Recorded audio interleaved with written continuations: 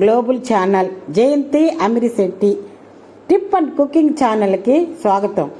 దసరా ఉత్సవాలకు వచ్చిందంటే పిల్లలకి పెద్దలకి ఎంతో ఆనందోత్సవము. ఇప్పుడు గుళ్ళు గోపురాలలో అలంకరించుకుంటారు. హిందువులు జరుపుకునే ప్రతి పండగకు ఏదో ఒక విశిష్టత ఉందని పురాణాలు చెబుతున్నాయి. ప్రస్తుతం హైటెక్ యుగంలో యూత్ హాలిడేస్కు ఎంజాయ్మెంట్కి మాత్రమే పరిమితమై ఉన్నారు. లేదంటే సెలవులు కానీ వస్తే ట్రిప్కి వెళ్ళిపోతారు. ఫ్యామిలీ తీసుకొని ఎక్కడన్నా ట్రిప్స్కి వెళ్ళిపోతారు. దసరా ఉత్సవాలు అసలు దసరా పండుగ ప్రాధాన్యత ఏంటి అంటే పురాణాల ప్రకారము ఫెస్టివల్ ఎందుకు జరుపుకుంటారు అనేది హిందువులు జరుపుకునే ముఖ్యమైన పండుగలలో దసరాకు ఎంతో ప్రాముఖ్యత ఉందని పురాణాలు చెప్తున్నాయి. ఆశ్వీజ మాసంలో ఈ పండుగను 10 రోజులు జరుపుకుంటారు. చెడు మీద మంచి సాధించిన విజయానికి గుర్తుగా దసరా పండుగను విజయదశమి అని పిలుస్తారు. పండగ నవరాత్రులు 9 రోజులు దుర్గా పూజ చేస్తారు. ఒకరోజు సరస్వతి పూజ, ఒకరోజు దుర్గాష్టమి, ఒకరోజు మహానవమి అని 10 రోజులు చేస్తూ ఉంటారు. ఆశ్వీజ మాసము శుక్లపక్షము దశమి రోజున రాముడు రావణుడిపై విజయం సాధించాడని పండితులు పెద్దలు చెప్తున్నారు. అంతేకాకుండా పాండవులు వనవాసం చేస్తూ జమ్మి చెట్టుపై తమ ఆయుధాలను తిరిగి తీసిన రోజు కూడా చెప్తుంటారు. దసరా పండుగ రోజులలో రావణ వధ జమ్మి చెట్టుకు పూజ చేయటం ఆచారముగా ఉంది.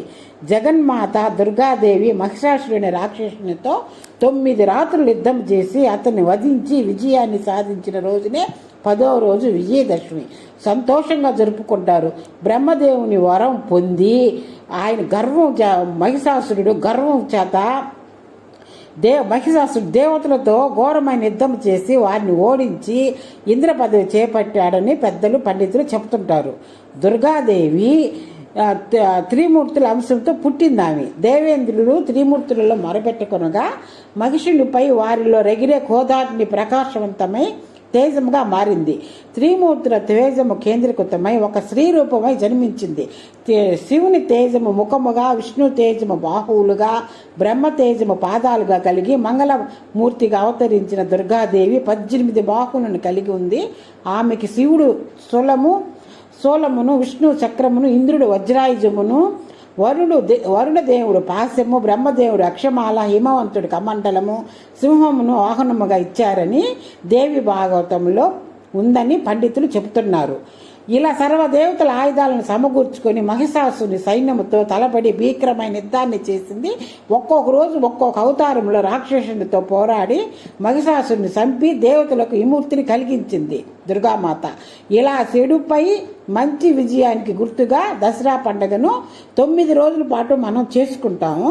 విజయదశమి రోజు ఉత్సాహంగా ఆ రోజు రంగులు గింగులు పూసుకొని ఎంత ఆనందంగా చేసుకుంటాం. మనము అంత బాగా చేసుకుంటాం. విజయదశమి రోజు అందరూ అసలు బలులు ఇచ్చుకునేది దేవతలకి, అంతా బలులు చేసుకునేది. ఆ రోజు ఈ 9 రోజులు నీసు ఏం తినరు కదా, నాన్ వెజ్ ఏం తినకుండా ఆ రోజు విజయోత్సవంతో చాలామంది రంగులు గింగులు పూసుకొని విజయదశమి రోజు అంత బాగా చేసుకుంటారు. పండగ అంత బాగా చేసుకొని బాగా ఆనందంగా స్వీట్లు అన్నీ తింటుంటారు. లైక్ చేయండి, షేర్ చేయండి, సబ్స్క్రైబర్ చేయండి.